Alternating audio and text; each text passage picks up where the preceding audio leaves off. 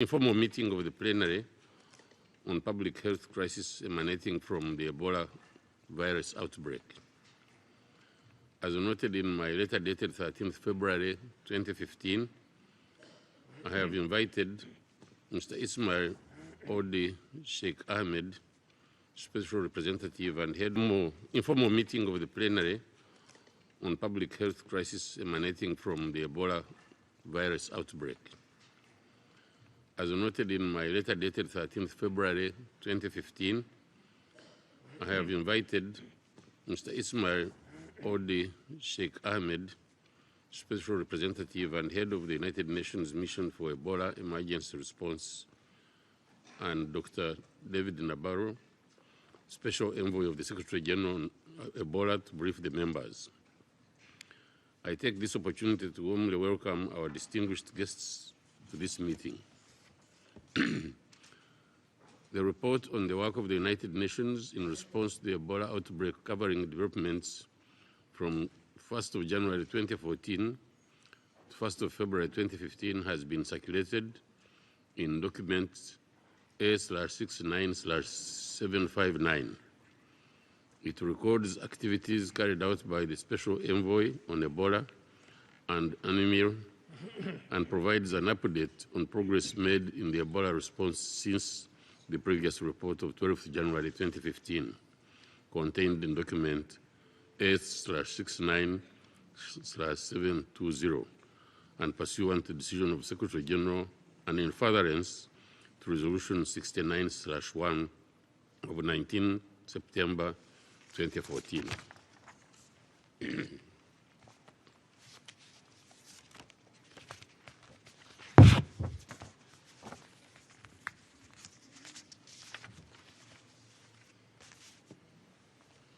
Your Excellencies, Mr. Ban Ki-moon, Secretary General, Mr. Ismail Odi Sheikh Ahmed, Special Representative of the Secretary General and Head of the United Nations Mission for Ebola Emergency Response, Dr. David Nabarro, Special Envoy of the Secretary General on Ebola, distinguished delegates, ladies and gentlemen.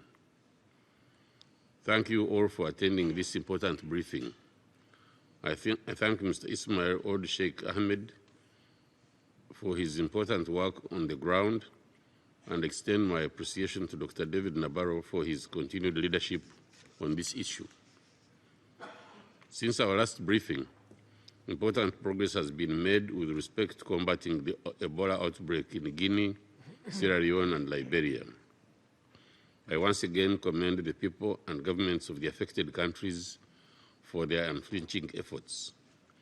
I also thank the regional and international partners for their support that has made a tangible difference.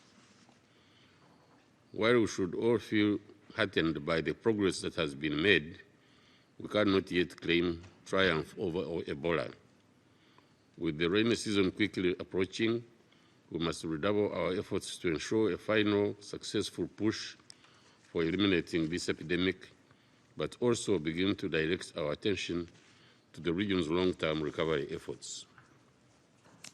Excellencies, the most affected countries still face serious challenges, particularly with regard to their long-term social recovery. The devastating impact of Ebola outbreak could seriously compromise their sustainable development efforts. Key sectors remain gravely affected. There is a great risk that long after this epidemic has passed, the healthcare crisis in the most affected countries could continue, resulting in many otherwise preventable deaths. The health infrastructure is the hardest hit. Countries must be rebuilt into strong, resilient institutions. Although many children are finally now returning to class, there will be long-term education needs and gaps due to the fact that schools in the affected countries were closed for extended periods of time. We must do what we can to ensure the necessary resources are put into place so all children are given every opportunity to resume their education. Furthermore, steps must also be taken to ensure better epidemic preparedness and response for the future, including through human resource capacity building, infrastructure development, and more robust governance and regional institutions. It is essential that regional and international partners support and strengthen the efforts of the national government in a coordinated manner. And as the situation gets better, it is also crucial that all partners in the region plan and manage their exit in a way that will ensure that capacity is transferred amply to national institutions. I urge you all to continue to support the affected countries, combat the epidemic, as well as embark on long-term recovery. The commitment made by regional leaders of the Mano River Union in their declaration of 15th February 2015 to achieve zero Ebola infection within 60 days was a clear demonstration of the region's resolve to combat Ebola. We must give them our full support. As we contemplate the long-term needs of the region, the high-level international conference on Ebola on the 3rd of March in Brussels, being organized by the European Union and other key partners, represents an important opportunity to demonstrate solidarity with the countries most affected by Ebola. I call on you all to continue to support the affected countries as they embark on a long journey for full recovery. I thank you for your kind attention.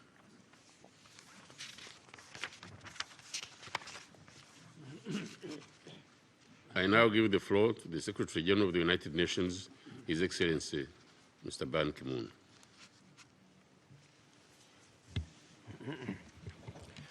Your Excellency, Mr. Sam Kutesa, President of the General Assembly, Excellencies, esteemed colleagues, ladies and gentlemen. We met 5 months ago when the world was coming to terms with an unprecedented outbreak of Ebola in West Africa.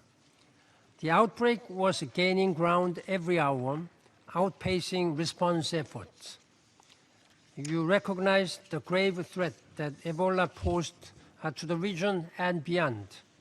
You welcome the deployment of the United Nations Mission for Ebola Emergency Response, UNMEER, the first of its kind in the history of the United Nations.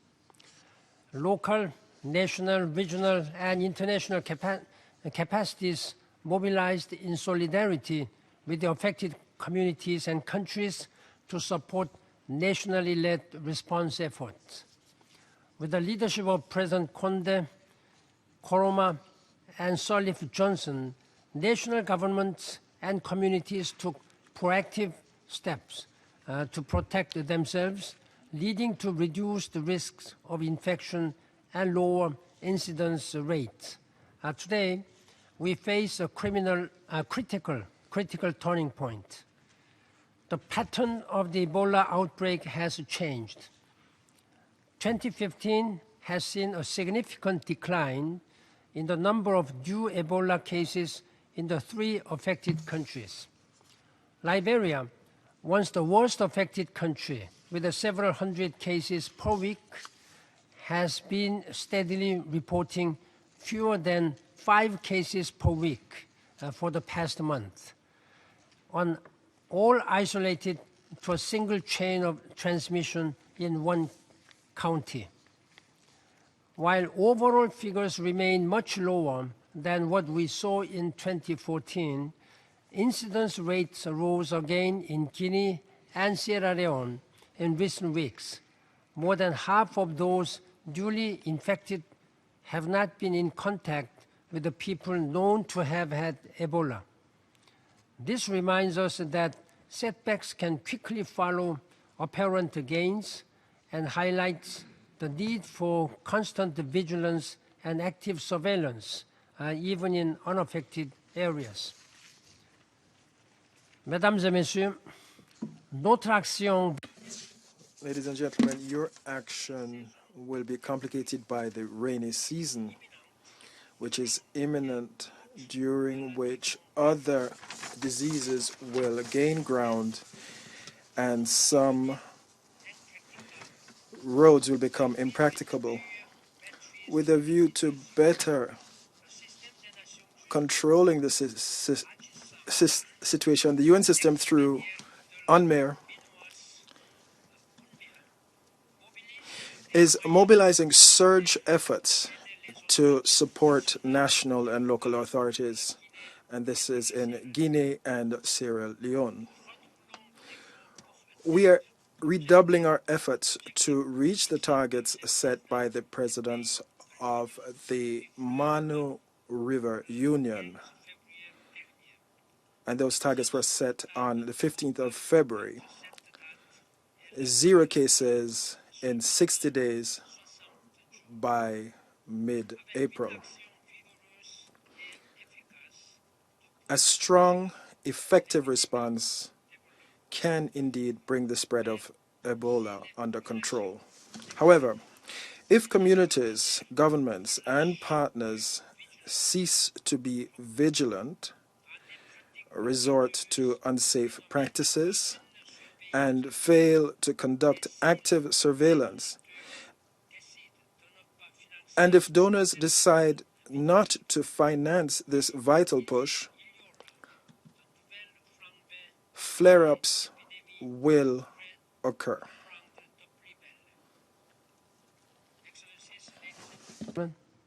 Too much progress has been made, and too much is at stake to afford complacency.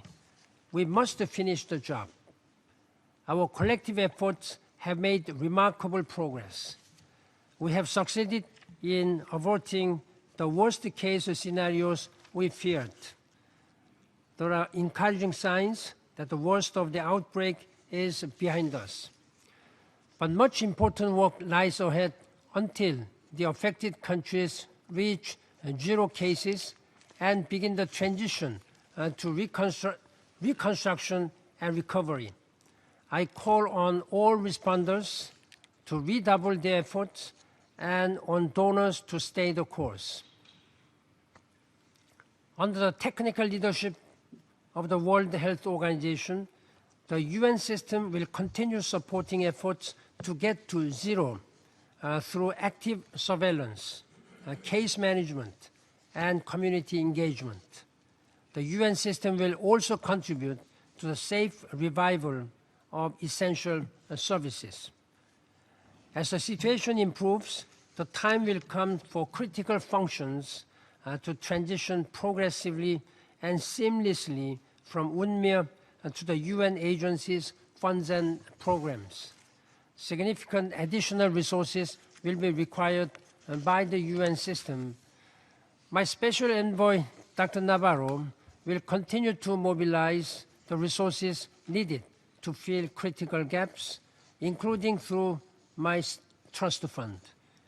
The UN system will work with the national governments and regional partners to ensure that the investment made in the fight to stop Ebola serve as a basis for longer-term recovery effort. We must help the affected countries to become more resilient. Ebola must not be allowed to take hold again in the region.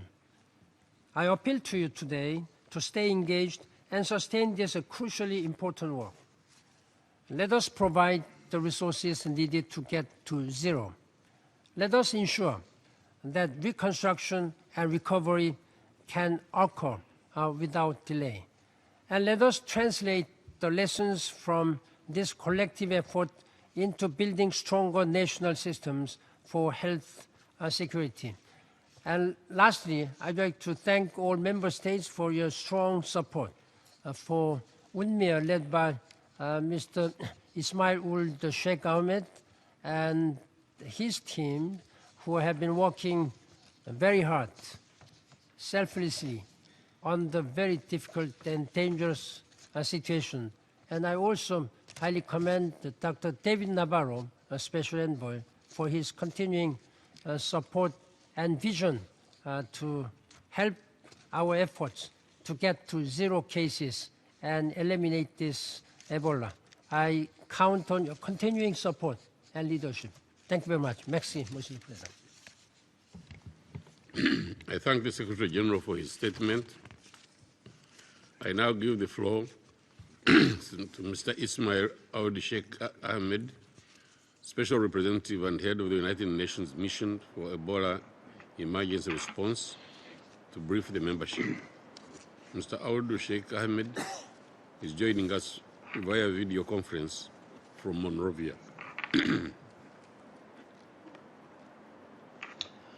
Your Excellency, Mr. Kutesa, President of the General Assembly, Mr. Secretary General, Excellencies, ladies and gentlemen, I am very pleased to be with you again today to update you on progress in the Ebola response 5 months since we welcomed the establishment of UNMIR. Since my briefing last month, there has been further considerable progress in the response. As the Secretary General noted, we have reason to believe that the worst of the outbreak is behind us. I am speaking to you today from Liberia, where progress has been particularly remarkable. The number of new cases per week has decreased from several hundred only a few months ago to a few than 5 cases per week for several consecutive weeks. On average, there has been less than 1 confirmed case per day in 2015, with cases in recent weeks all isolated to a single chain of transmission in Montserrado County. In view of such progress in Liberia, we are now pursuing the redeployment of some UNMIR resources and capabilities to bolster surge effort in Sierra Leone and especially in Guinea. In Sierra Leone and Guinea, we also saw an overall significant decline in the number of new cases in January. Since then, however, weekly cases incidence has increased, demonstrating that progress in fighting this outbreak will not be linear and that there is a need for constant vigilance to ensure sustained progress. In Guinea, the epicenter of the outbreak has shifted to Basse Guinea, adjacent to Conakry, while in Sierra Leone, incidents continue to be greatest in the western district of Port Loko and the capital, Freetown.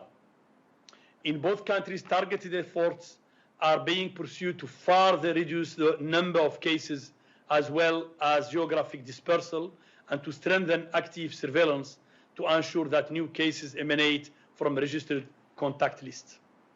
But I take this opportunity to congratulate President Johnson Sirleaf, President Koroma, and President Conde for their leadership during this very difficult time of crisis where leadership is often very much challenged.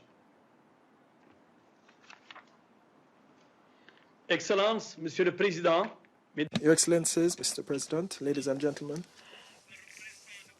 while recognizing the progress that has been made in tackling the Ebola virus, we cannot, however, sit on our laurels. The impending rainy season means that we will have complicated challenges and will lead to an increase in the prevalence of other diseases such as malaria, which may mask suspected cases of Ebola. It may also mask the emergence of new cases of Ebola and significantly affect our capacity to access affected communities. These factors will compound the need to urgently control the epidemic in the next 12 weeks. The UN system through UNMIR is looking at the developments in the epidemic, and our epidemiologists are going to the more remote areas, and we are having a more flexible response, and we are further stressing rapid action to detect cases as early as possible and find a few cases in many areas. Against this backdrop, before the rainy season, we are redoubling our efforts to put people on the ground and to provide basic surveillance and to ensure that we can intervene in each district. And this means that we can quickly identify and isolate new cases and prevent a new outbreak.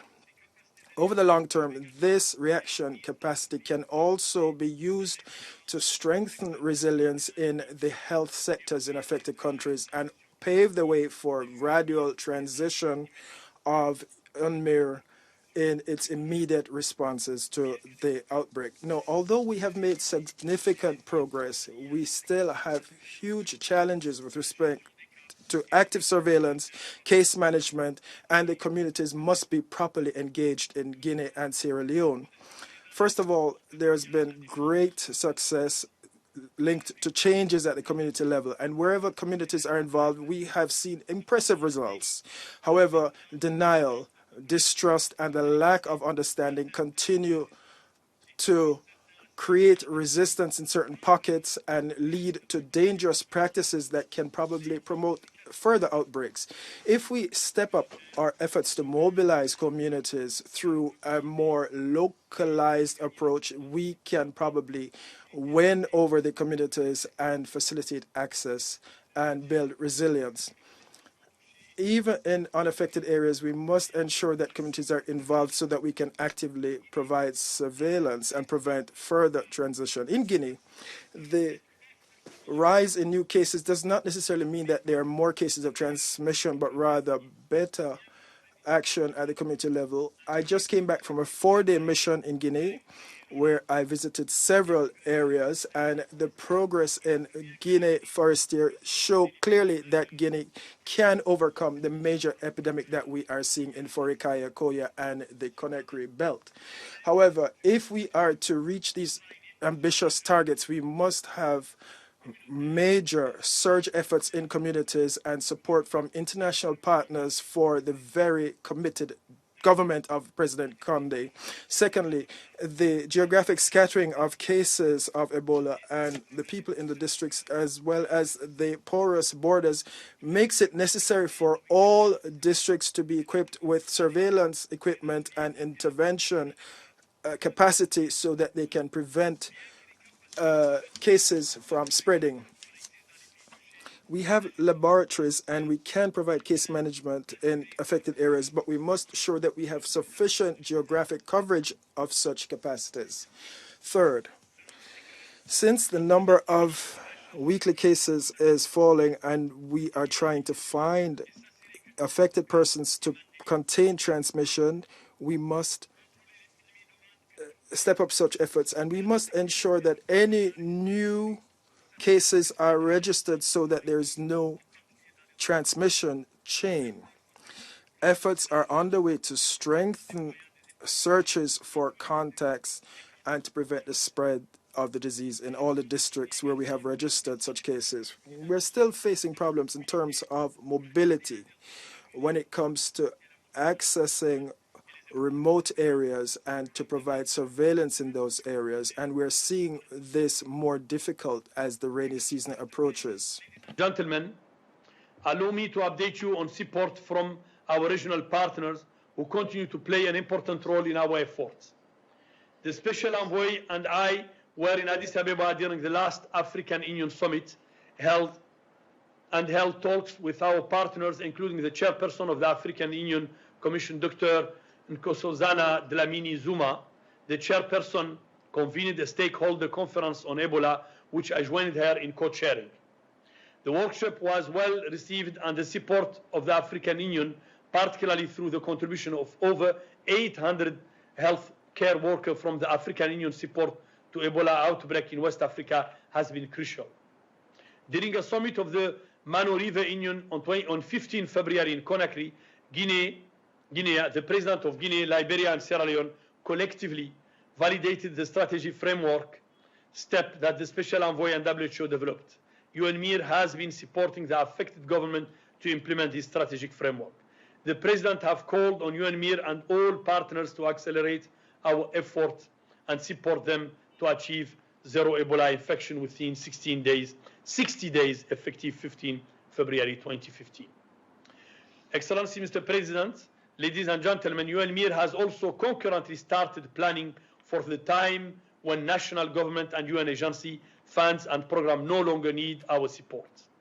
If the epidemiological situation shows that we have been successful in our surge effort over the next few months, then the time also draws near for us to begin a phased transition in which we will transfer UNMIR's function and capabilities to national government and UN partners.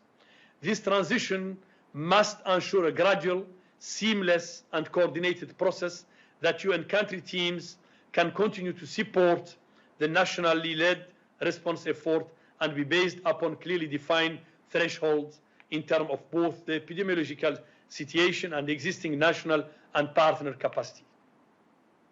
Just as the outbreak and the response in each country has varied, so too must this transition be tailored to country and district-specific exigencies on the ground. Since the countries are in different phases of their response, UNMIR may also need to redeploy its capabilities to other countries where the outbreaks has not yet been brought under control. It is critical to transfer operation carefully through a planned and coordinated transition to consolidate the gains that we have collectively made and to leave no voids behind.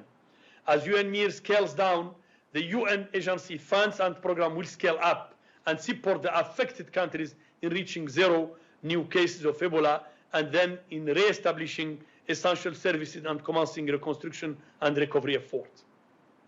Important efforts are already well underway to support the safe reopening of non-Ebola health services, including through the decommissioning of some Ebola treatment units in Liberia, as well as the resumption of education services. As schools and universities reopen, it is important to acknowledge that there is a risk that some contact tracers, very often teachers and university students, as well as medical students currently engaged in managing Ebola response center, will return to their normal function, adversely affecting response activities. It will also be important to ensure that cash payment to Ebola response workers are not abruptly interrupted and that capacities, where possible, are reoriented to support the transition into reconstruction and recoveries. Excellency, Mr. President, ladies and gentlemen, UNMIR's relevance comes from making ourselves irrelevant. The sooner we work ourselves out of the job, the better for the people of West Africa. For now, let us focus on this core work ahead. We must invest all our efforts and energy into surging the response and increasing impact through integrated surveillance, case management, and community engagement effort ahead of the rainy season, when seasonal epidemics of malaria and road closure will impede operations. The people of West Africa have never confronted Ebola on this scale before. In spite of this and the challenging conditions they faced, their efforts have stemmed the disease and prevented the worst-case scenario we all feared. I share the objective of getting to zero transmission that President Alpha Condé of Guinea, President Ellen Johnson Sirleaf of Liberia, President Ernest Bai Koroma of Sierra Leone have declared on 15th of February. In this regard, I reaffirm UNMIR and my commitment to the President that UNMIR will support them with their national and regional plan. We have important work ahead to reach this objective and to ensure that we have collectively put in place the systems, capacities, and mechanisms to sustain this progress so that these gains can be leveraged for longer-term reconstruction and recovery processes. I continue to be humbled by the task entrusted to me by the Secretary General in heading UNMIR, as well as by the resilience of the affected countries, the courage of national and international responders, the powerful mobilization of regional actors from the African Union to ECOWAS to the Manu River Union, and by the collective solidarity you have all demonstrated through your generous contribution.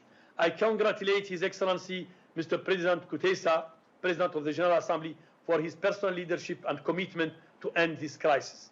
I ask you to continue to stand with us through this decisive period. Thank you very much. I thank the Special Representative and Head of the United Nations Mission for Ebola Emergency Response for his briefing.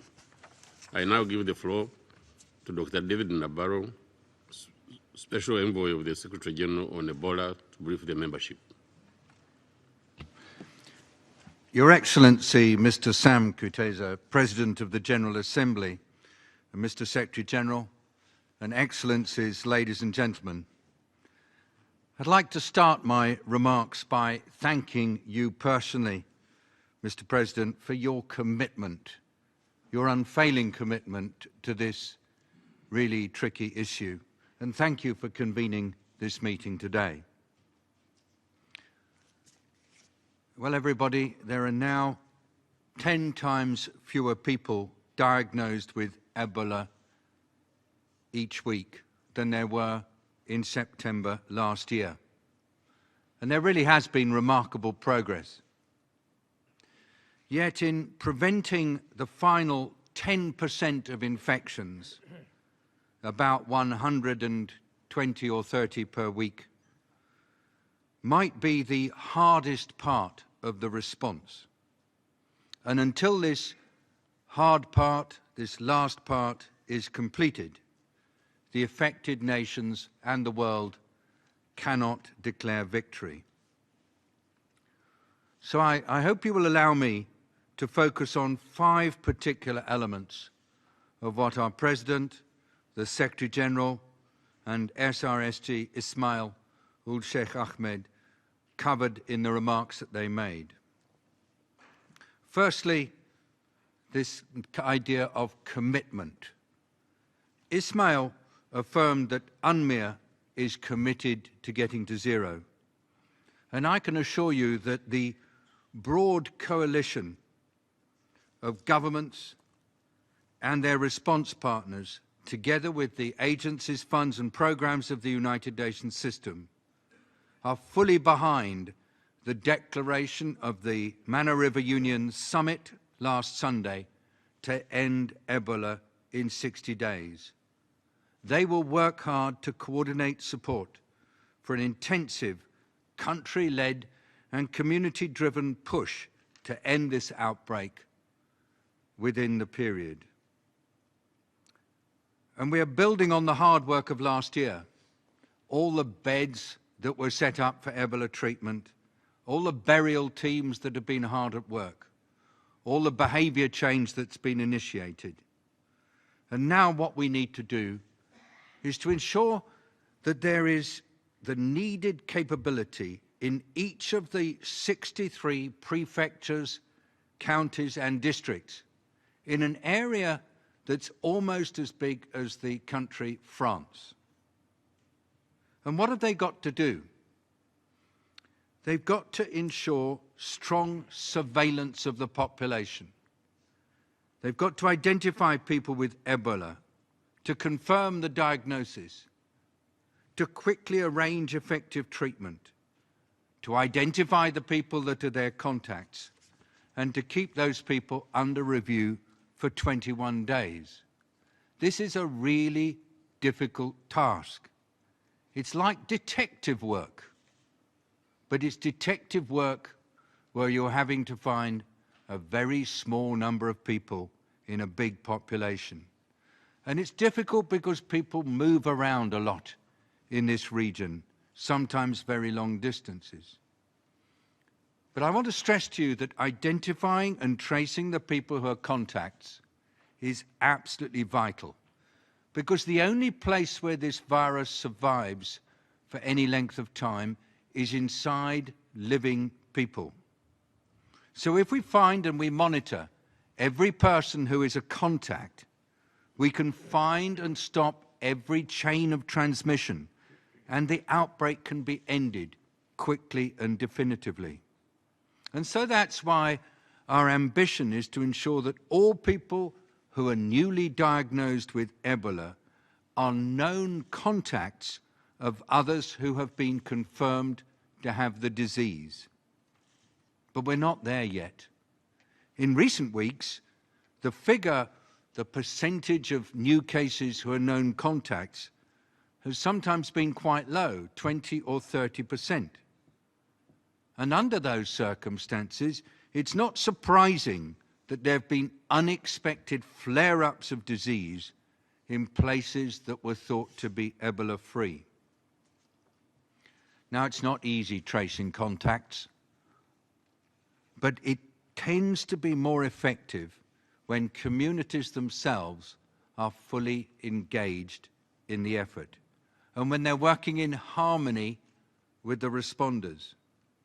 And that's why there's been extra emphasis on trying to find ways to engage even the most reticent of communities, and to do it in ways that leads to building trust.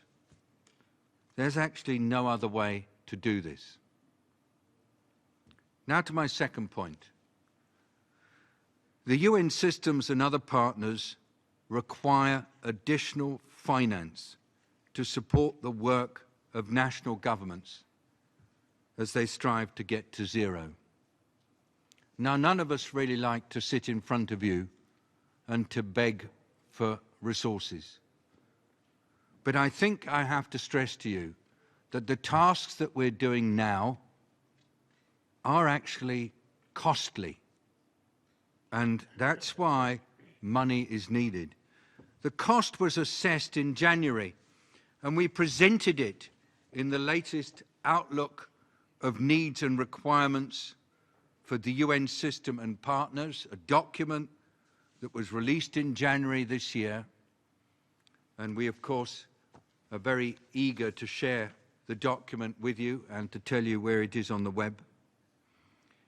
Because what we're saying is that if the intensive effort is to be sustained and has to be sustained for much of this year, the total cost will be about 1.5 billion. Now, we've got some money in the bank. We've got about 600 million, but it does leave quite a large shortfall in finance. And the agencies, funds and programs of the UN system and our partners therefore have to ask you for more. Now, as the Secretary-General said, we're rather proud of one of the mechanisms for financing the response. That's the trust fund that he established in September last year. It moves money quickly to those who are in need. And since it was set up, it's received really generous contributions from 31 nations and also one private sector group. And it's distributed $131 million in strategic support for the response, going for logistical systems, for survivors, for orphans, for payment of workers, for treatment, and indeed for prevention. This week, we're going to show you how transparent the operations of this fund have been. We will publish a report of what's been done with all the contributions. We'll explain that 90% of the contributed funds have been distributed, and we are going to request further contributions from governments and organisations who've not yet contributed, as well as replenishments from those who've already done so. My third comment, Mr. President, is to say how the people and the governments of the affected countries are now reviving basic services. They're getting government working again. Schooling is restarting, as many of you will know, because it's been widely reported. As we've heard from people who've spoken already, healthcare is starting again, and markets are reopening. It's not easy, because to revive these services when you've got an outbreak of Ebola underway is a dangerous thing to do. It's not easy for doctors and nurses to work if they're anxious that their patients might have Ebola. And that's why we're working very hard on ensuring the safe revival of services.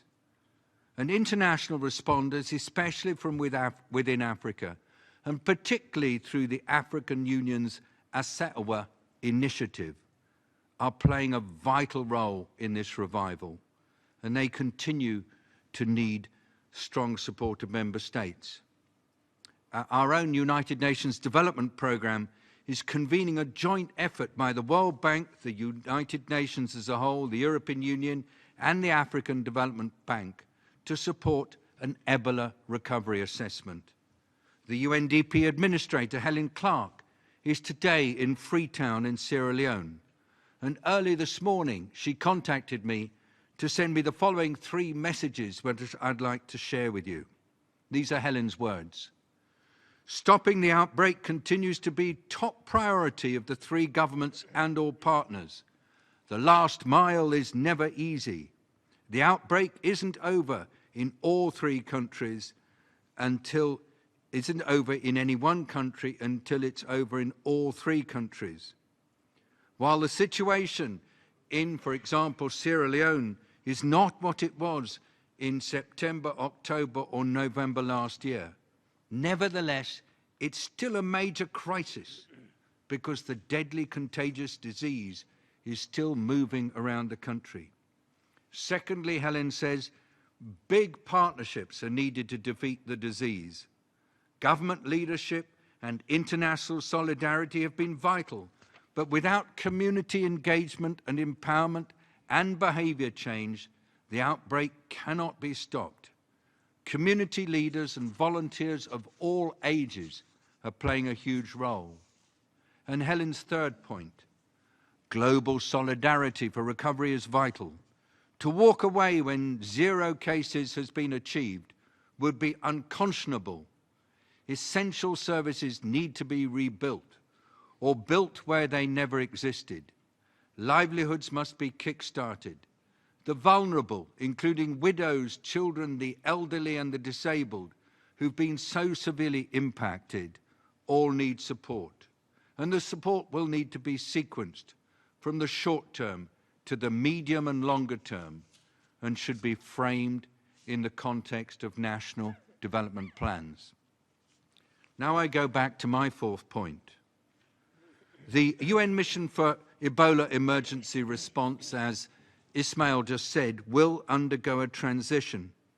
Now, UNMIR was approved by this General Assembly in September as an innovative and short-term mechanism to deliver time-limited backup to the response.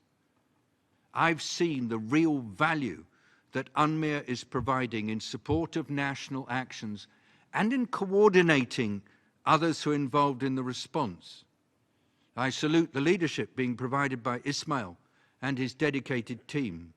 The UN contribution to the collective response will, though, progressively be transferred to the agency's funds and programs as they establish the capacity needed to help eliminate Ebola and revive basic services. A fifth point, Mr. President, you said that there will be a conference in Brussels on the 3rd of March. And this is going to be an important event to agree on the road to zero, to identify current gaps in the response, and to kickstart the recovery plan that Helen referred to. The conference will be co-chaired by the African Union, the presidents of Guinea, Liberia, Sierra Leone, and Togo, chair of ECOWAS. Also co-chairing is the European Union and the United Nations. This is going to be important, and it'll be followed by a meeting to focus on mobilizing resources for revival and recovery, to be hosted here in New York by our United Nations Secretary General at the end of May. And they're going to be linked together, these conferences, and I hope that they will pave the way for adequate support. Mr. President, I conclude with 2 observations and 1 final thought. Number 1, as we've said before in this Assembly, the outbreak will not be over until the last case has been traced and treated. The UN system will remain fully and responsibly engaged until this outbreak is ended and through the period of recovery. Number 2, we know that there will be further outbreaks of hemorrhagic fever and other dangerous diseases in the future in many parts of our world.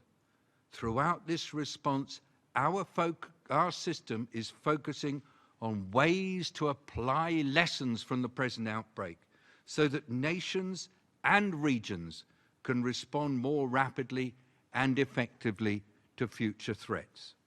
And now to my last thought.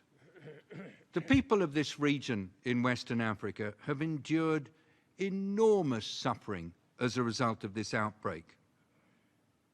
Now, all of us, when we work, have people we look to alongside us, who we see as our guides.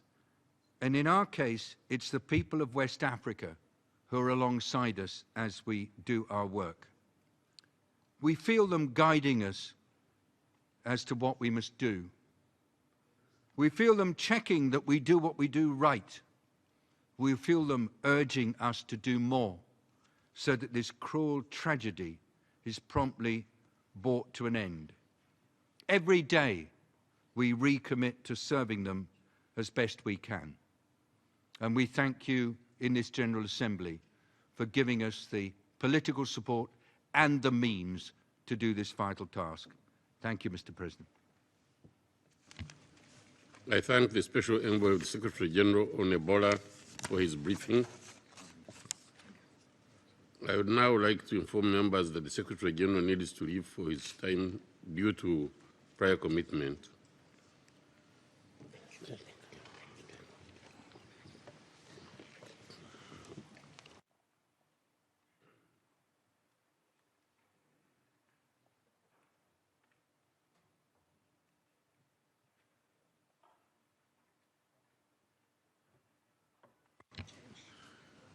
I now open the floor for comments or questions.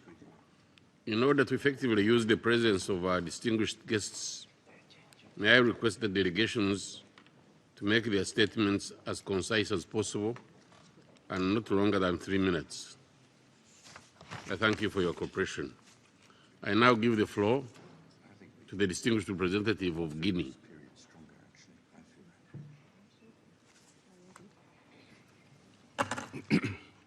Monsieur le Président, President, first of all, I'd like to thank you for taking this initiative to organize this meeting following the publication of the Secretary General's report on UNMIR's activities and the evolution of the Ebola response. This is an opportunity for my delegation once again to thank the Secretary General for the information and relevant conclusions contained in his report and for all the endeavors which UNMIR continues to make in combating Ebola on the ground.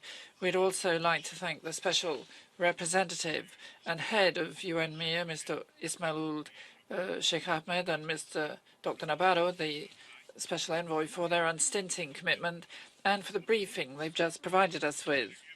This is the right place for my government to express its profound gratitude on behalf of our people as well to the African Union for mobilizing African states through the deployment of healthcare workers from Africa in the field and for their advocacy efforts to help the country suffering from Ebola. We also thank all the partners who are in the vanguard alongside us for all their sacrifices in helping us to find a way out of this extremely difficult and unprecedented ordeal. The care workers comprising African and non-African nationals are the real heroes of this fight against the Ebola virus. And here they should receive our profound gratitude for their enormous solidarity. President, the report submitted to us is very heartening in the light of the substantial and promising progress made in the response. We share the cautious optimism expressed therein. The work is not yet finished. Many challenges still have to be met, and as the special representative of the SG and the head of the mission have clearly stated, it's a complex struggle which still remains to be waged.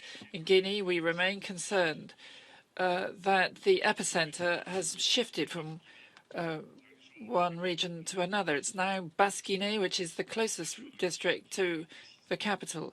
And as rightly pointed out in the Secretary General's report, this requires sustained bolstering of rapid response capacity insofar as the people affected by Ebola, although they're relatively few in number, are scattered across the country, thus complicating the surveillance and case management efforts and breaking the transmission chain. And above all, they run the risk of a resurgence and more outbreaks. Moreover, there are cases of resistance and often violent actions against caregivers, notwithstanding the public awareness campaign of the government. The spread of inaccurate information regarding the epidemic continues. President, as the Secretary General has warned us in his report, we are rapidly moving towards the rainy season.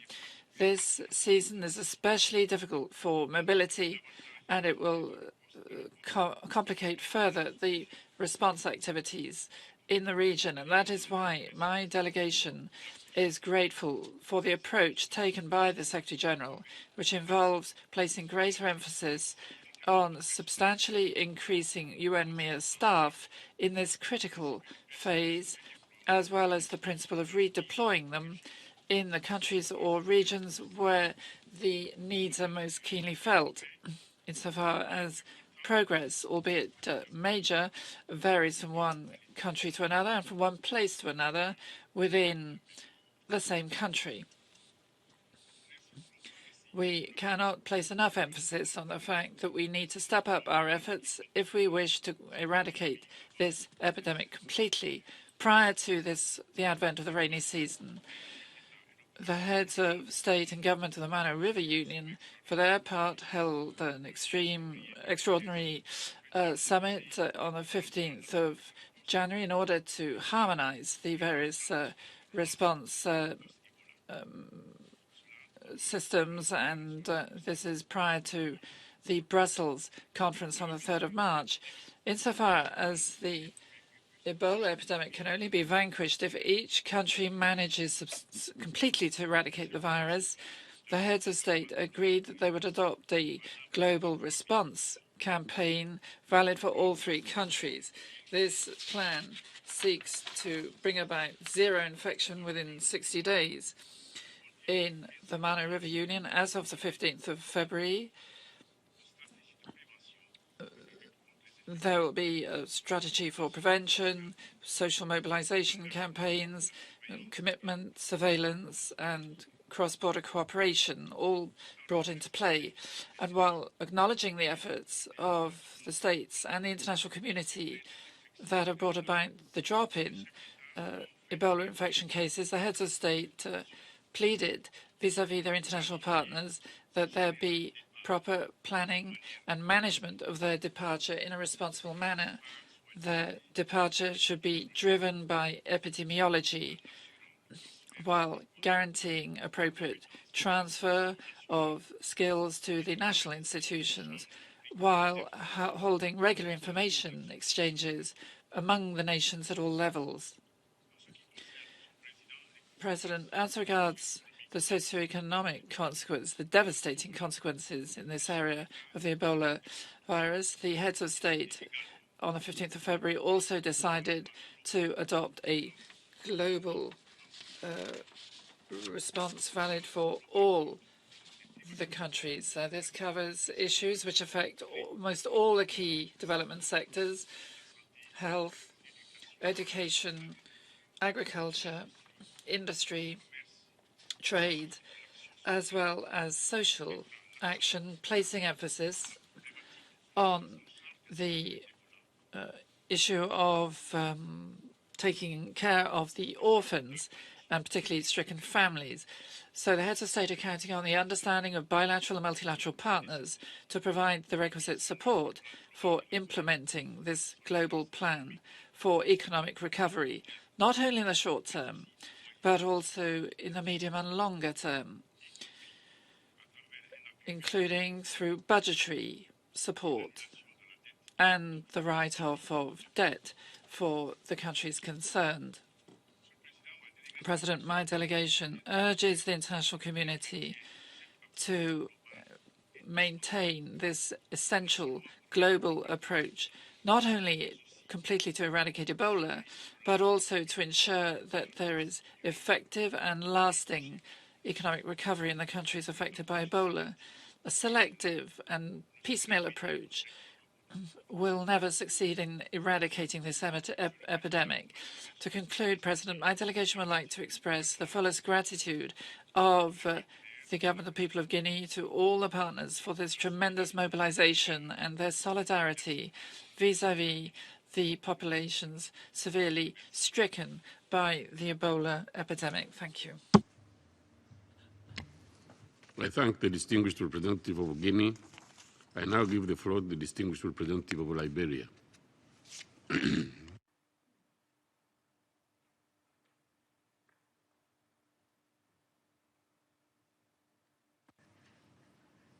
Thank you, Mr. President. Mr. President, SRSG Ahmed, Special Envoy Nabarro, Madam Chef de Cabinet, Excellencies, dear colleagues, ladies and gentlemen.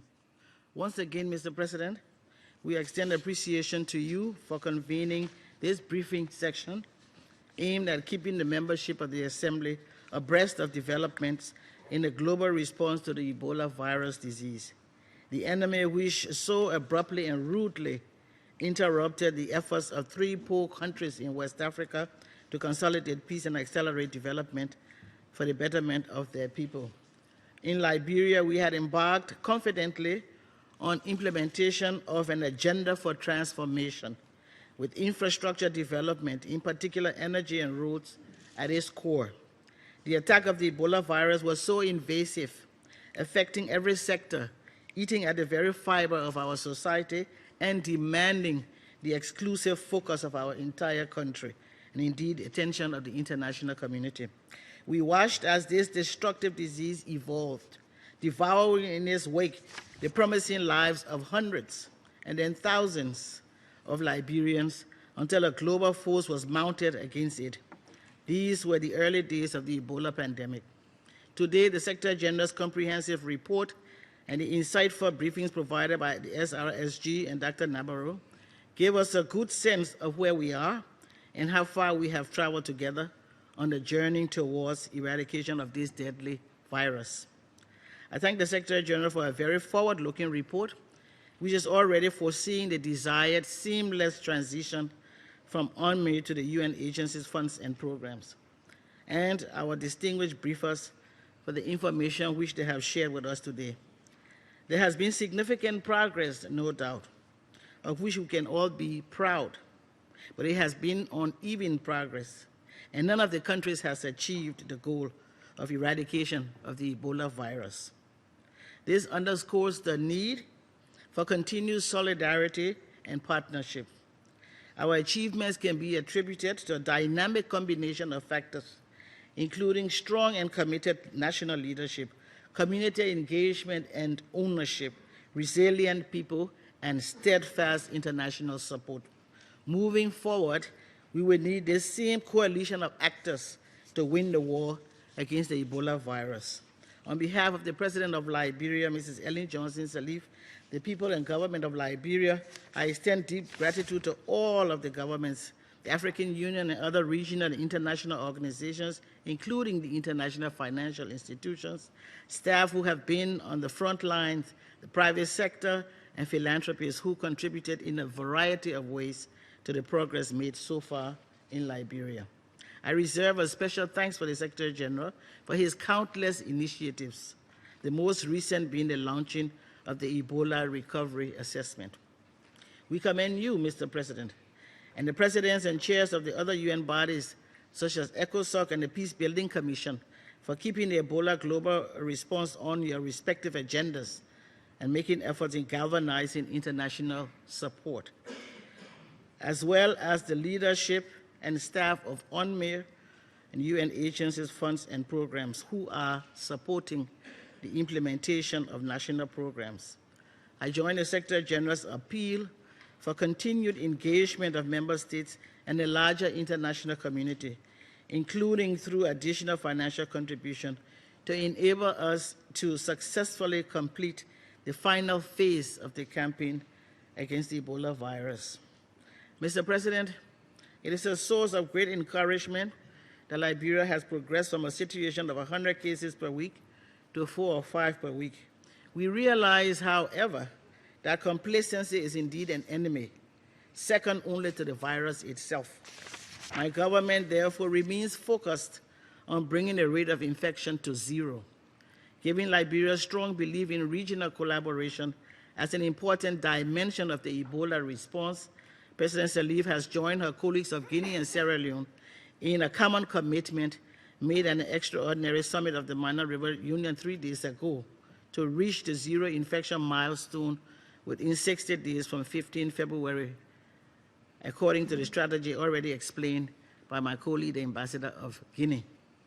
Liberia's strategy for achieving this goal includes continued focus on decentralization, which involves the establishment of treatment units and facilities in its 15 counties so as to ensure adequate coverage of the various geographical areas of the country. These facilities and the technical capacity are necessary to do the case identification contact tracing, and treatment, which Dr. Nabarro has spoken about so well already. WHO is a valued partner in this effort on health standards, while UNMIR is supporting this process through the deployment of staff to the country and district levels. The decommissioning of redundant Ebola centers is facilitating the reactivation of essential non-Ebola health services. Several non-Ebola healthcare centers have now reopened, and government is exploring the possible reassignment of foreign medical teams to support the restoration of health services at county and district levels. For partners who cannot prolong their presence, the government is urging that they disengage responsibly so as not to have a negative impact on the progress on the ground. Acting within the scope of their respective mandates, the UN agencies are also providing vital support to the restoration of services in various sectors, in particular the health and education sectors.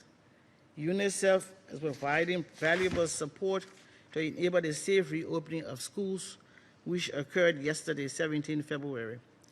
We are very encouraged also by the social protection programs which have been put in place by the agencies, UNDP, UNICEF, UNFPA, to provide psychosocial support, assistance to the over 3,000 orphan children, cash transfers, and emergency stipends to needy families, with special attention to women and children who have been disproportionately affected by the virus.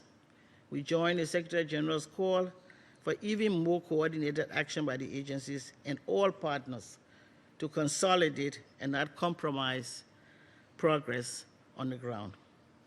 In parallel with these programs, the government has also initiated planning for early recovery. The government was pleased to receive the visit of the multi-partner Ebola recovery assessment team in Monrovia in January. And with UNDP's support, the government is finalizing its economic stabilization and recovery plan. There are high expectations for positive outcomes from the discussions on stabilization and recovery of the economies of the affected countries, which are being planned to take place in Brussels, as Dr. Nabarro has already said, and subsequently in May here in New York. Finally, Mr. President, we are gratified by the reassurance given in the Secretary General's report that his special envoy will continue efforts to galvanize political and financial support, because all of the efforts and strategies to reach zero infection and to address the socio-economic effects of the Ebola virus disease require resources and resources and resources. We retain our optimism that the international community will remain engaged in this global effort until the war against the virus is won. I thank you for your attention. I thank the distinguished representative of Liberia. I now give the floor to the distinguished representative of Sierra Leone.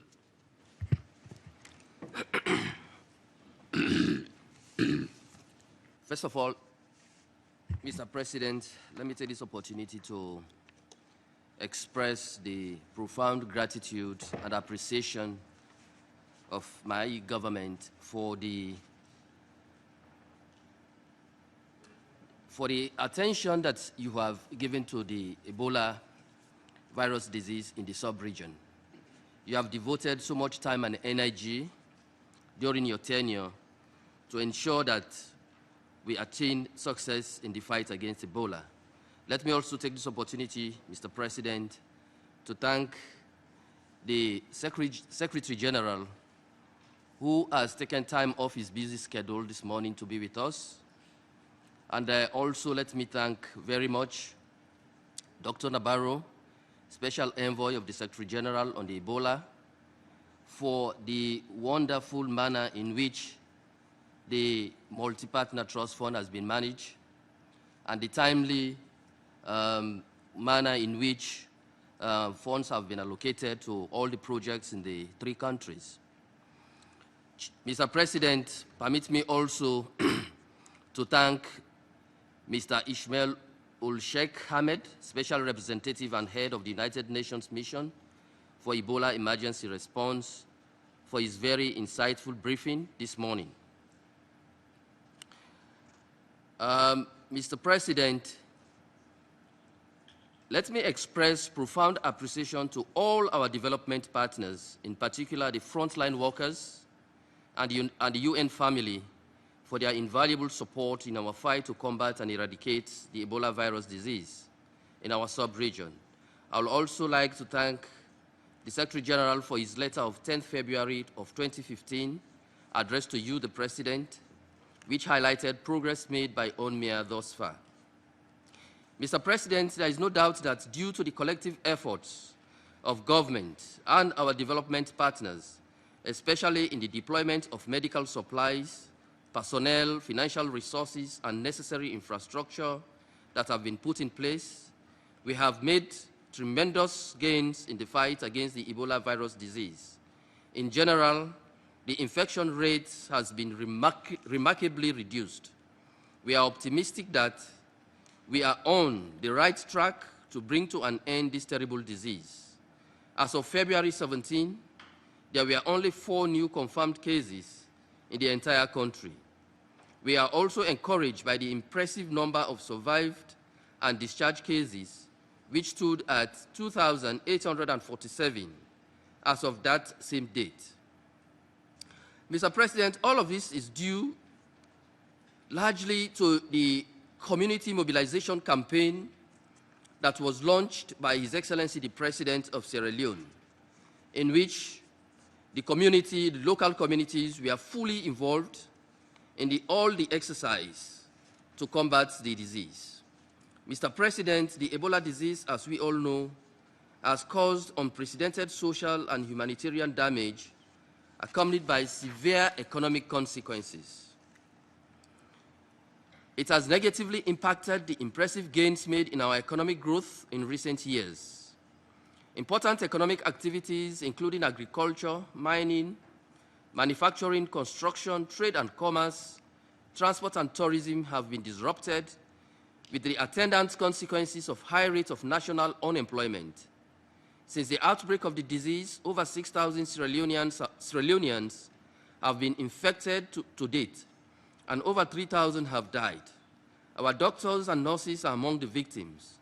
Over 11 of our senior medical doctors and many more nurses have fallen victims to the virus, with serious consequences of further widening the ratio of doctors to the population. Children have been orphaned and women have been widowed by the disease. Schools have remained closed, and over 2/3 of those infected are in the economically active age group.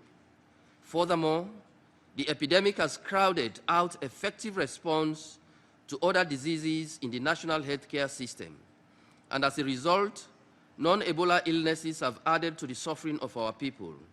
Mr. President, we are confronted with complex post-Ebola challenges that require strategic planning. As a way forward, government, in collaboration with partners, is developing a comprehensive post-Ebola recovery strategy. The first draft of this strategy is already out and is being discussed by all stakeholders at the national level.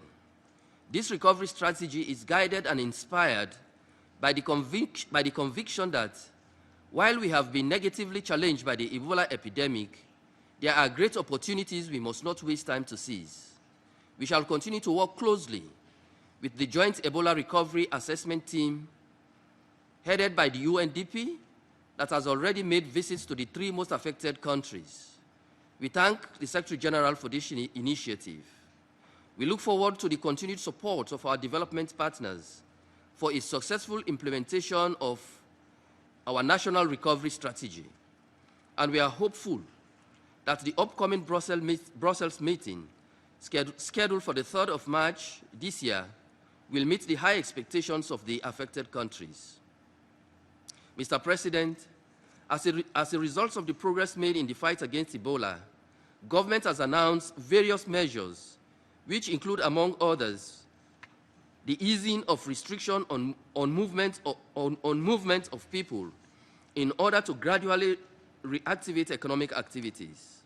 2, design a school reopening program that will ensure the following actions: disinfection of institutions used as holding and/or treatment centers, as well as those institutions identified as having accommodated Ebola victims, satisfactory water and sanitation facilities at schools, provision of educational institutions with thermal sensors, training of teachers on Ebola safety protocols, incentives to get pupils to school, such as school feeding programs, supplementing teaching and learning for schools at all levels through broadcast programs,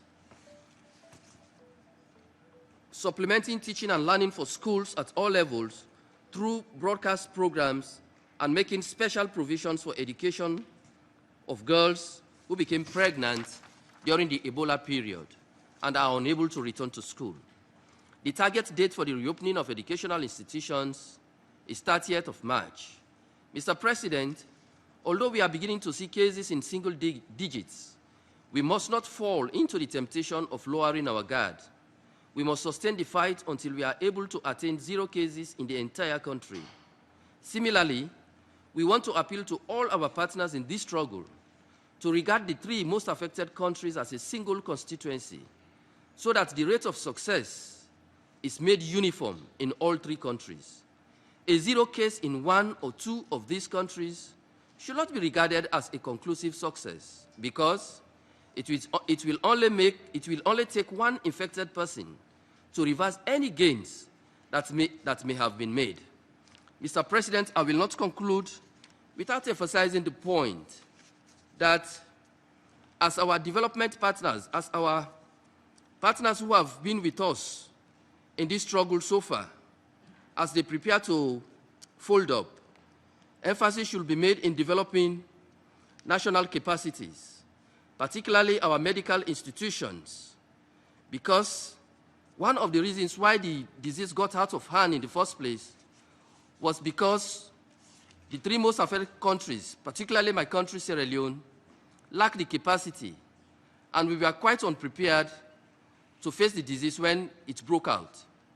Therefore, emphasis should be made to ensure that the capacity of our institutions is enhanced, so that the resilience of these institutions is made possible for any future outbreaks that may occur.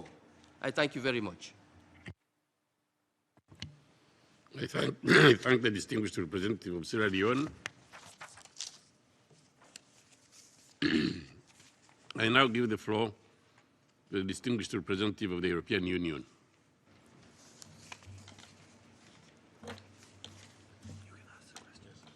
Thank you, Mr.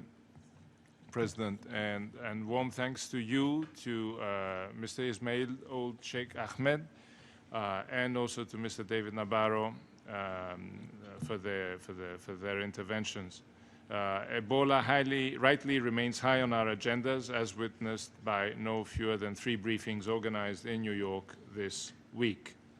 We strongly agree that international attention must remain seized by the fight against Ebola. While huge progress has been made in the fight, thanks to the colossal efforts of the affected countries, with the support of the international community, we must maintain a concerted push to isolate and treat every case and trace every contact. Ebola will only be defeated once case numbers are down to 0 in each of the affected countries. 1 single case is enough to derail our collective effort.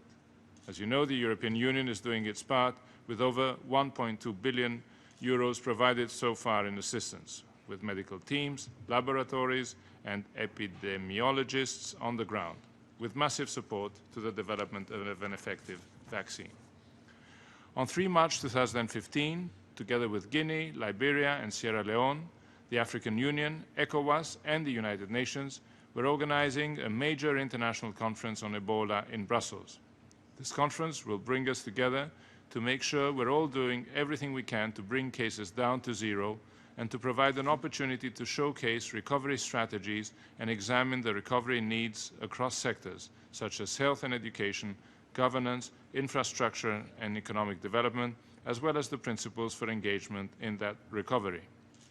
The conference will be an opportunity to present the main findings of the Ebola recovery assessment, a collective analysis guided by the affected countries and undertaken jointly between the World Bank, UNDP, African Development Bank, and the European Union.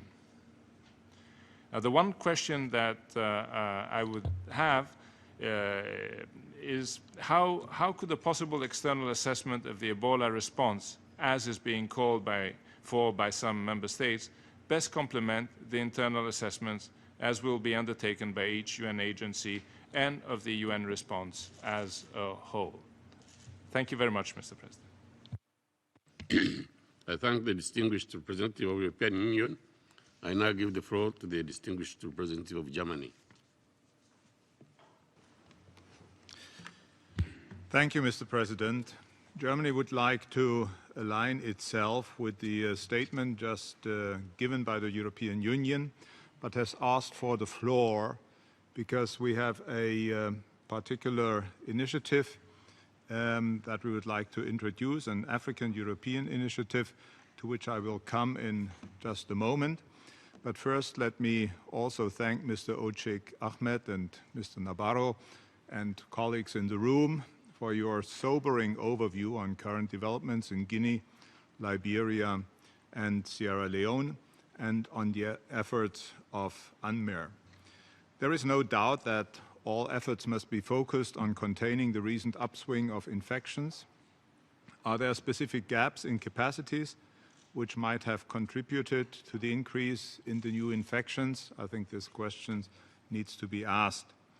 As you know, Mr. President, Germany has been actively supporting the international efforts to fight Ebola from the beginning. We have seen that the road to zero is bumpy. This has led us to increase our bilateral financial contributions to the international Ebola response by another 33 million euro recently. And of course, we continue contributing to the significant assistance given by the European Union, and we will continue our national and European support and engagement in 2015. While remaining focused on the task in front of us to get Ebola cases to zero and support the epidemic's victims, we must also start the process of drawing lessons from the current efforts in order to prepare for future challenges. Our response to this crisis has disclosed weaknesses both in global healthcare structures and in the international crisis management system as a whole. Against this background, and I now come to the initiative that I would like to share with this panel, against this background, Germany, Norway, and the Republic of Ghana have proposed to the Secretary General to set up a high-level panel of renowned personalities and to commission a report that, by drawing on lessons learned in our current efforts, outlines ways to reform international governance structures to steer and to coordinate a timely response in case of future outbreaks of deadly diseases or epidemics. This initiative is meant to complement evaluations already underway within relevant UN agencies and international organizations, of which we are aware and which we appreciate. But we believe that in addition to individual evaluations, a more comprehensive and coherent approach is warranted in order to effect concrete improvements. Our hope is that by developing concrete recommendations, the panel would guide UN member states in reforming existing mechanisms to ensure an improved response in case of similar crises in the future. I thank you, Mr. President. I thank the distinguished representative of Germany. I now give the floor to the distinguished representative of Sweden. Thank you, Mr. President. And Sweden also aligns itself with the statement just made by the European Union, but we would like to add some additional points. But first, let me thank you, Mr. President, for this very timely briefing. Our thanks also go to the Secretary General for his recent comprehensive report and briefing today. as well as to the head of UNMIR, Mr. Old Sheikh Ahmed, and of course to Dr. Nabarro for his briefing and for his tireless efforts. It is indeed encouraging to hear that the number of new cases of Ebola continues to decrease, especially in Liberia. On the other hand, we have to stay vigilant and we have to keep up the pressure until there are 0 new cases. As stated in the Secretary General's report, targeted efforts are still required. The collective efforts of national governments and local communities, supported by the international community, have indeed avoided the worst-case scenarios. But the epidemic is far from being over. Sweden has so far contributed to the fight against Ebola with approximately $73 million US dollars. We remain active in the efforts to finally beat Ebola also through health workers and experts on the ground. Mr. President, while we discuss the acute fight against Ebola, it's crucial that we also ensure a medium to long-term perspective.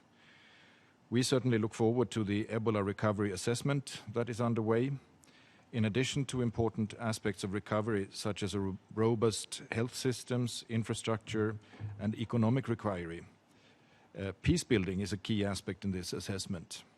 In the post-Ebola period, we must ensure that peace-building gains of the affected countries are not reversed, but rather that efforts in this area are accelerated.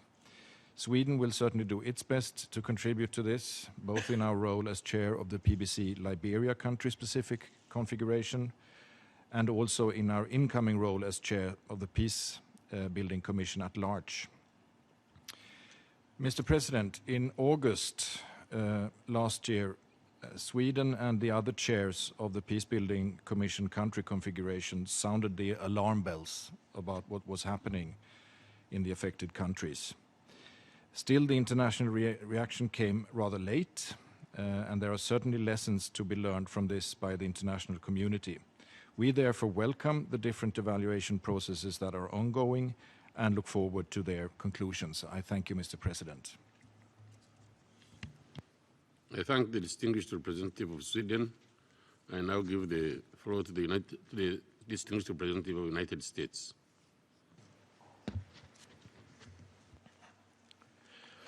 Thank you, Mr. President, for convening this important meeting. I would also like to thank the Secretary General for his remarks and the distinguished briefers for their wise words this morning. We thank the governments of Liberia, Guinea, and Sierra Leone and all of their partners for the tremendous, dedicated, and fruitful efforts which are a shining example of how together we can confront major global challenges. Support for the long-term stability of the affected countries is vital to the region, the continent, and the world. Mr. President, we remain cautiously optimistic that the international community and the affected countries remain on course to end the outbreak.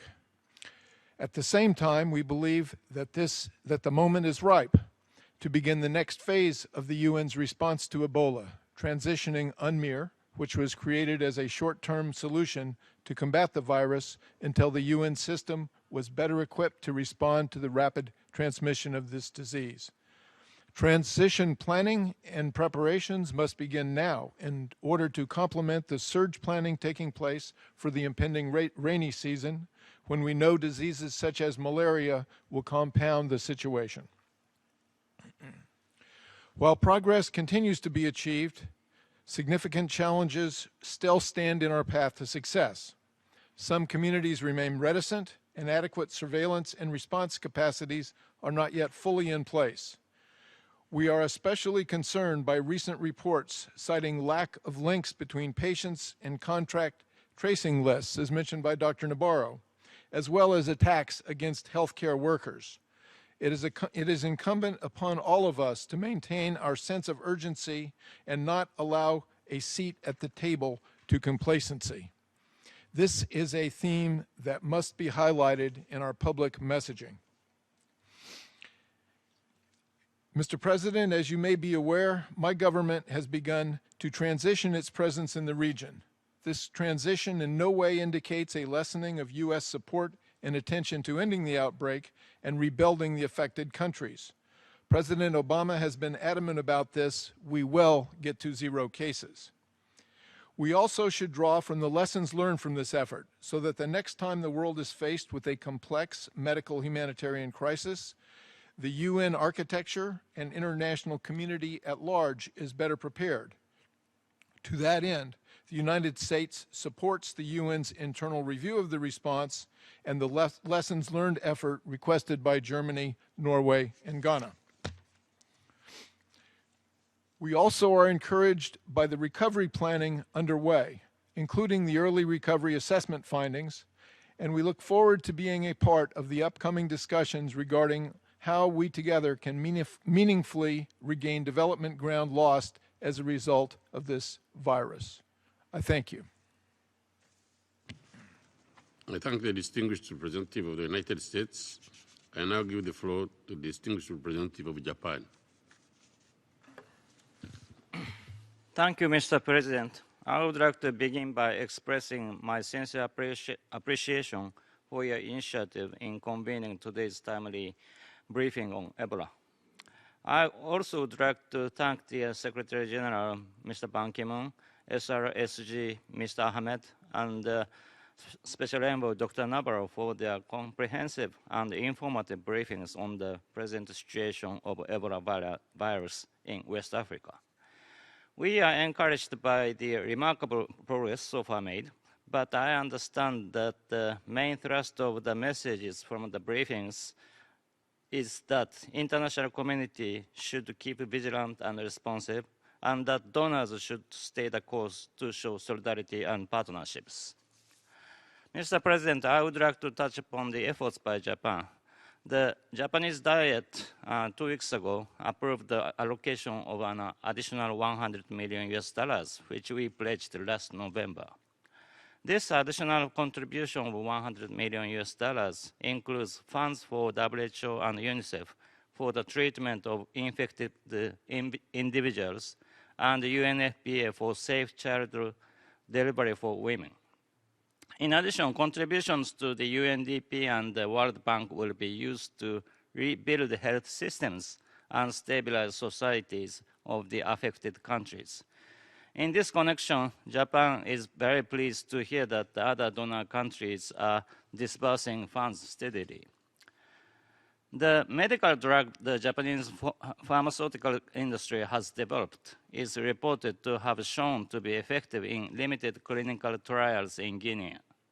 Japan strongly hopes that this drug will contribute to the treatment of Ebola patients after its safety and efficacy are scientifically proven.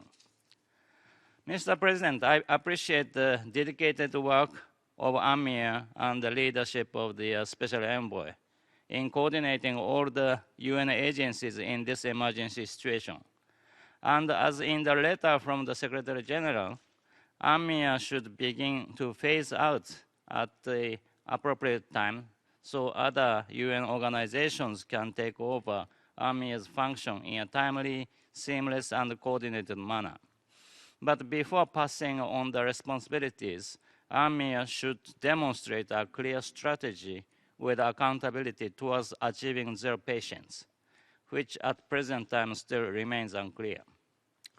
In addition, I would like to thank the distinguished delegate of Germany for the explanation on their initiative with the Norway and Ghana. Japan is very interested in this initiative, and I understand that the second observations that Dr. Navarro explained to us has something common with this initiative.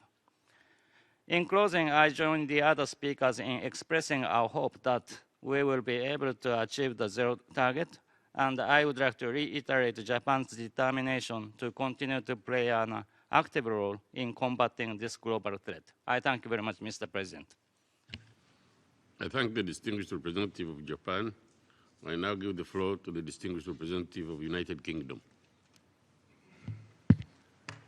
Thank you, Mr. President, and thank you for convening this meeting, which is extremely helpful.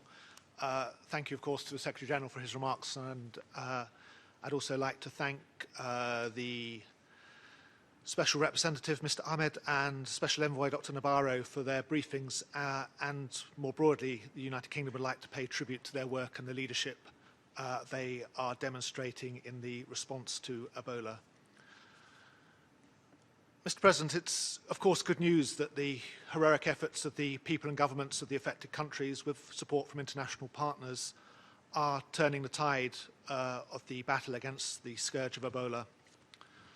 But the recent spikes in reported cases remind us of a need for continued vigilance. We have to guard against complacency, and the focus must remain on getting to 0 cases. Planning for recovery is important, but must not distract from this immediate priority. As rates of infection decline, the nature and needs of the response are shifting, but the challenges are not decreasing. We very much endorse the approach set out by the Special Representative and Special Envoy in the push to 0 cases. Increased surveillance, active case finding and management, rigorous contact tracing, and social mobilization are all essential. Dr. Nabarro spoke of commitment, so I should say that the UK remains committed to staying the course, particularly in Sierra Leone, where we have been contributing to support for the government's efforts. As the United Kingdom, we have committed a package of support which is worth somewhere around £325 million, or about $500 million, including the deployment of hundreds of personnel from our National Health Service and our military. We'll continue to work alongside the government and other international partners to defeat the outbreak, to hunt the disease down at district level, and to continue our support to the nationally coordinated effort. We agree with others who said that this last mile on the road to 0 will be a bumpy one, and it will be vital that the United Nations has the necessary high-quality human resource and leadership on the ground to help ensure 0 is reached. Looking ahead, Mr. President, the UK sees 3 key challenges. First, as I've said, maintaining the political focus and flow of resources necessary to get to 0. Secondly, planning and delivering a seamless and coordinated transition. And 3, achieving a safe, early and also long-term recovery. Let me say a couple of things on the transition and recovery, if I may. The countries affected by the crisis, with support from the United Nations, the World Bank, the European Union, the African Union and other partners, have a crucial opportunity ahead to develop and deliver a coordinated vision for recovery, starting with the Brussels conference on the 3rd of March. We look forward to seeing the Ebola recovery assessments identify clear, achievable priorities for recovery. And we hope these priorities will support the governments in the region in establishing new ways of working with their citizens and with donors as well, of course, to focus on transparency and accountability in order to strengthen systems and capacities. The international community should support a recovery that builds resilience to ensure this crisis never happens again. Mr. President, the United Nations will have a role in that recovery, an important role. There will need to be strong UN leadership in country to help ensure that plans for transition and recovery are delivered effectively. As UNMIR phases out, the UK believes it will be essential that UN agencies and country teams are ready to deliver both residual work on the response and on recovery, in line with their comparative advantages and the needs in their respective countries. Joint planning and collaborative working with the governments of the region and other partners will be essential to ensure that the move to transition and recovery is done in a safe manner and in no way jeopardizes the ongoing effort to eradicate the disease. So, in conclusion, Mr. President, we must get to 0 cases, and we need continued effort and vigilance to achieve that, and the UK is fully committed to that struggle. At the same time, we must turn the devastation this disease has wrought into an opportunity, first in the countries concerned, to build greater resilience, a strong economic recovery and more effective institutions. And secondly, as others have said, internationally, we must learn the lessons to ensure that we are better equipped to respond to future international health crises so that the tragic history we've seen play out in West Africa does not repeat itself either in the region or elsewhere. Thank you, Mr. President. I thank the distinguished representative of the United Kingdom. I now give the floor to the distinguished representative of India.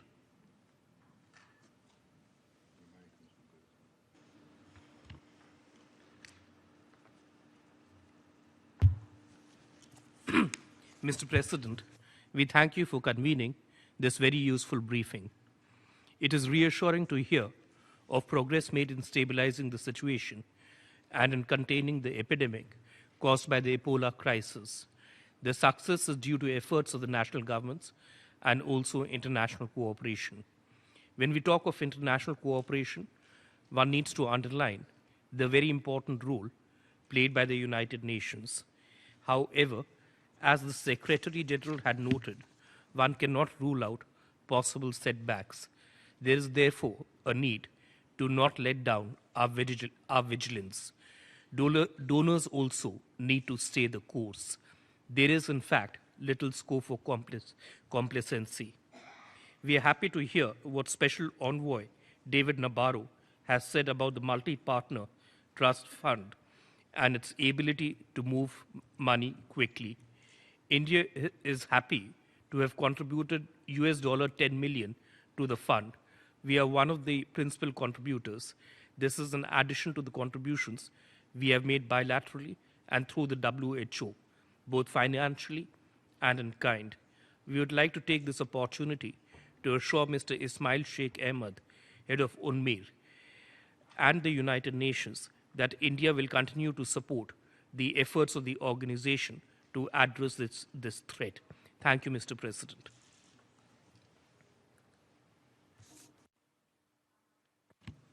I thank the distinguished representative of India. I now give the floor to the distinguished representative of France. Merci beaucoup. Thank you, President. President, Your Excellencies, first of all, I'd like to thank you for organizing this meeting, which is coming at just the right time for us to take stock of the international community's response to the Ebola virus epidemic.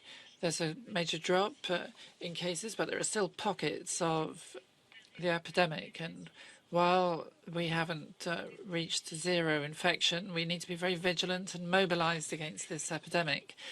The fight against it will remain one of our paramount priorities until then. President, the epidemiological results in your report are encouraging, with a major decline in infection in January. Nonetheless, new cases were recorded over the last few weeks, scattered among many communities, particularly in the border areas. These areas are the ones most difficult to reach, as we all know, and it shows that our vigilance must remain at the highest level. In order to adapt to this context, our response needs to be as flexible as possible.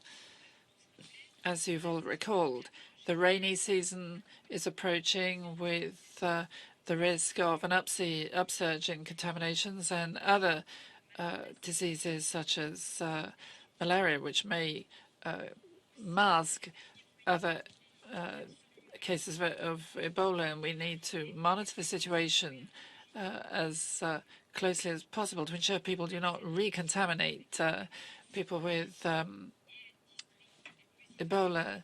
The most remote regions must continue to be monitored so that we can track new cases and properly treat all detected cases. That has to be the priority of the international community. Mr. Nabarro, you stressed the importance of equipping all districts, indeed, with contact tracers and laboratories. That is a key factor in monitoring the last 10% of cases, which must be overcome if we're to attain our goals. So France, as you know, has always placed its response to this epidemic as one of its highest priorities. And it has committed more than 150 million euros with treatment centers and our healthcare workers working on the ground. Our action plan has covered all the aspects of the response, and we're determined to tailor our response to the way in which the crisis evolves, as you've described it today, in particular through the Scientific Institute for Medical Research, INSERM. France has resolutely pledged to develop antiviral drugs with the most state-of-the-art clinical work to combat this epidemic in close cooperation with the Guinean authorities, but also the Japanese pharmaceutical laboratory, which lies behind this treatment.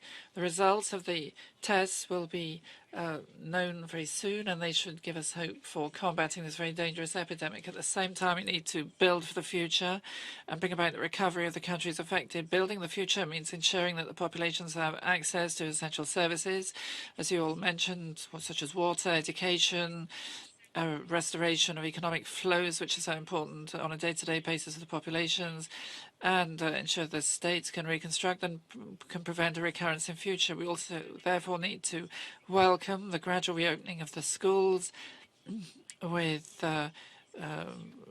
rote learning of good behavior to avoid contamination and to deal with the disease. France is particularly proactive in ensuring that the next major encounters are a success, such as the Brussels meeting.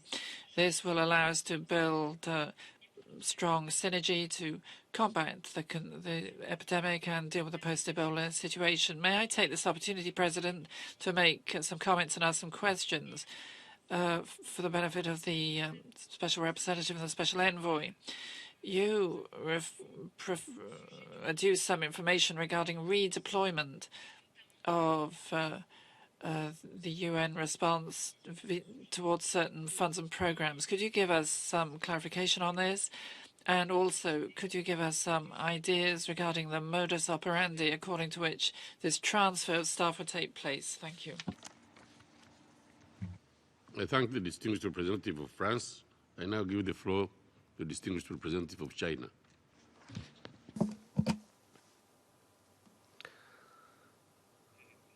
Thank you, Mr. President. I would like to sincerely thank you for convening this meeting.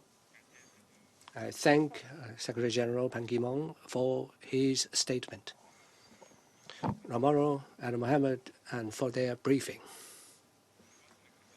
We are happy to see, under the leadership of the United Nations and with the joint efforts of the international community, the spread of the Ebola has, in general, been eased, and we have a milestone in our success.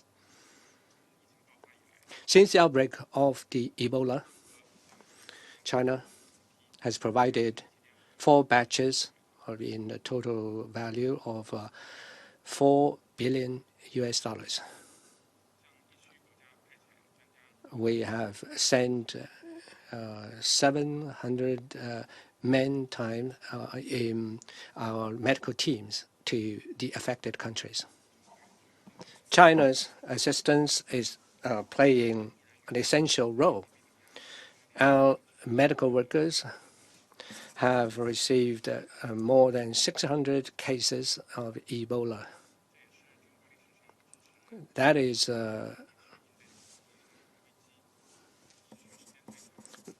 the longest and largest in scale, and also the greatest in efforts in China's medical teams in assisting other countries in the history.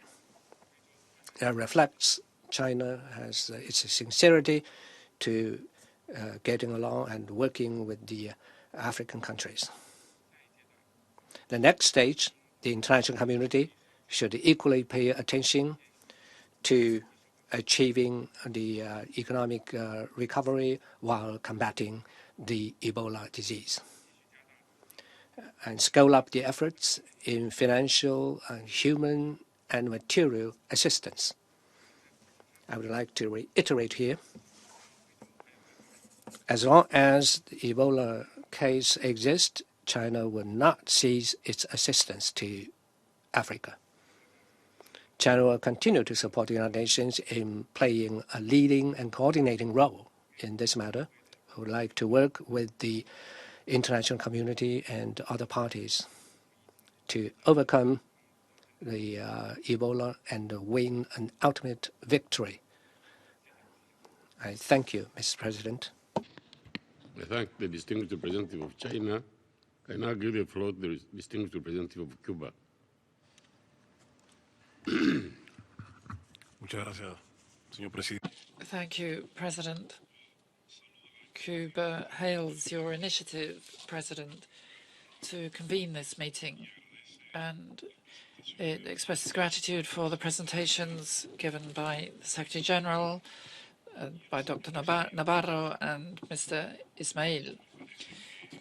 We feel that this invitation to the meeting is very timely in order to assess the situation in combating Ebola. Cuba restates its conviction that coordination by the United Nations and the guiding role of the WHO are essential to ensure there is a collective response which is effective. President, while the global response to the Ebola outbreak has given rise to some improvements in the situation, we cannot be complacent. We need to continue to combat a major public health emergency with grave economic, social, and humanitarian consequences, especially for the African continent and the countries most afflicted. We restate the paramount need for human, material, and financial resources in order to combat Ebola, but there's also a need for fresh, additional, unconditional resources for the development of Africa, well beyond this current situation, respecting the priorities identified by the African countries and their regional organizations, as well as the sub-regional organizations. Cuba would like to restate its tribute to Jorge Juan Guerrero Rodriguez and Reinaldo Fria Francantigua, two of the members of the Cuban Solidarity contingency in West Africa who gave their lives to combat Ebola. And at the same time, we take pride in the return of Dr. Felix Baez to Sierra Leone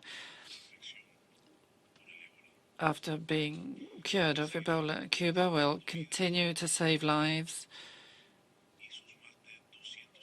and its more than 250 staff will remain in the field. Thousands of Cubans, doctors and nurses, giving their cooperation in countries not affected by the epidemic in Africa, Latin America, and the Caribbean, continue to develop prevention programs, supporting the national and local authorities in strengthening the preparation and response of the communities to outbreaks of this kind.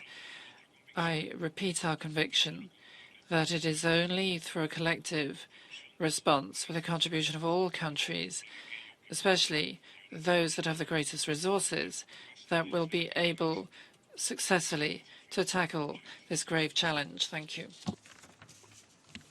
I thank the distinguished representative of Cuba. I thank representatives for their interventions. I now give the floor to the Chef de Cabinet, Susan Marcoya, to answer one or two questions.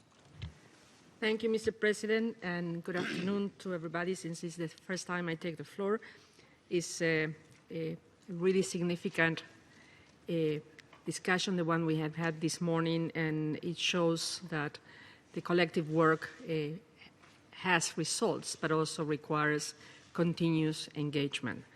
The question raised by the distinguished representative of France regarding the plans for the transition that were referred to in the Secretary General's letter and in all the interventions by the people who spoke earlier today, is something that we are planning on detail at this very moment. It's clear that there is no intention to leave in any shape or form a vacuum as we plan the transition, and that's precisely the reason why, while we are absolutely focused in the short term to the surge that is required before the rainy season, and there is no bigger priority for the mission and all the agency funds and programs, we are starting to work on the next phase because that requires resources, both human resources and financial resources to ensure that this relay race in which UNMER will be transferring capabilities and responsibilities to the different agencies and programs is done without a single problem. None of this can be set in stone on a certain timeline because there has to be triggers, there has to be benchmarks established that ensure that the seamless process is well done. So we will continue to work on this. I'm sure as we report to you next month, we will have more details. And of course, as we all know, we're also constructing the budgetary support for all this work, and a lot of detailed work is being done as we speak. Thank you, Mr. President. I thank the Chief of the Cabinet. I now give the floor to Mr. Ismail Old Sheikh Ahmed, Special Representative of the Head of the United Nations Mission to Ebola Emergency Response, to respond to any questions and issues raised by Member States. Thank you very much, Mr. President. I don't think I have much to add to what the Chief of the Cabinet has just clarified, because the question were related mainly to the issue of the transition phase and the accountability in regard to that. I think the Chief of the Cabinet has clarified that there will be a seamless transition to ensure that the capacity are in place. And I don't have much to add to that. Therefore, I would like simply to thank you again for convening this meeting and to thank all the distinguished delegates for their interest and for their support to UNMIR and to the response in general. Thank you. I thank the Special Representative and Head of United Nations Missions for Ebola Emergency Response. I now give the floor to Dr. David Nabarro, Special Envoy of the Secretary General on Ebola, to respond also. Thank you, all of you members of this General Assembly. Thank you, Mr. President, for this discussion. I listened very carefully to the comments that were made, first of all by the representatives of the three most affected countries, and then by others who have participated in the discussion. Let's just highlight a few things that are worth, I believe, really treasuring.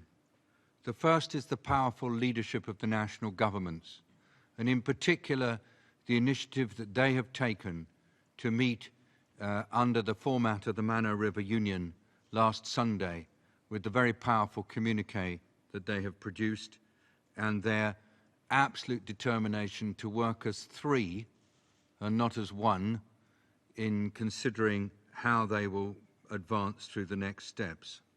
Second, the emphasis that all of you have put on the shift in strategy towards intensive surveillance and case finding with the objective of moving towards zero. Thirdly, the confidence that you have shown in your United Nations system, and I've heard several mentions also of the key role being played by the World Health Organization as well as the UN mission that is now in place. Clearly, the WHO is absolutely the center of everything that is happening right now. Fourthly, the consistent support that you're offering and the commitments that have been made by several of you to stay with the response until it is finished and on into recovery. Some very powerful remarks made. And I'd like to join the representative of Cuba in paying tribute to the two Cuban volunteers who've unfortunately died in their part in the response, but also particularly to our colleague who returned after he had Ebola. He's not the only one. There have been many working in the response who've got ill but have felt they have to go back once they've been cured. And lastly, I would like to further mention how the trust fund that several of you referred to has been a powerful and fantastic mechanism, and I do hope that some of you will find the opportunity to join us on Friday when we describe the work of the Trust Fund in an open briefing here in this building. Mr. President, thanks again for your leadership. Your Excellencies, I'd like to thank you for turning up for this briefing. I'd also like to thank Mr. Ahmed, Dr. Nabarro, Susan Marcora, Secretary General, and all of you who participated in the briefing. I also want to thank you for your continued commitment to this Ebola initiative by the UN, and to say that now that we are going to walk the last mile, we should continue to redouble our commitment and make sure that we finish the very last mile because of the work that has been done. It's too much to let down the work that has been done. So I thank you for your commitment. I want to thank the members who made comments and commitments, and I hope that we can all remain seized with this matter. Now this meeting comes to an end, and I thank you very much. The Assembly is now concluded. Meeting is adjourned.